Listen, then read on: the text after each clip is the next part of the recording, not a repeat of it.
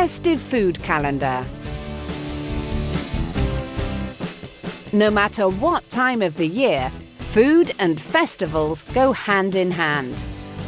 On the 25th of January, Scotland honours its most famous poet, Robert Burns.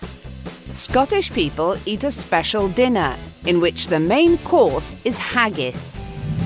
The Scottish celebrate Hogmanay on the 31st of December. On this day, they eat traditional Scottish food, such as shortbread and Dundee cake. May is the month when the people of Teramo, Italy, celebrate Sagra del Virtù. They prepare minestrone, a kind of thick soup made with fresh spring vegetables.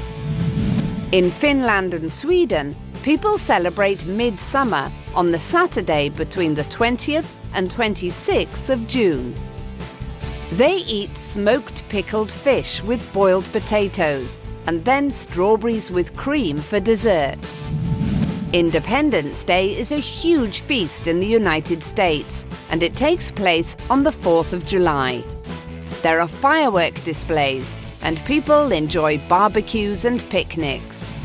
The Notting Hill Carnival is a huge street festival that takes place in London at the end of August every year.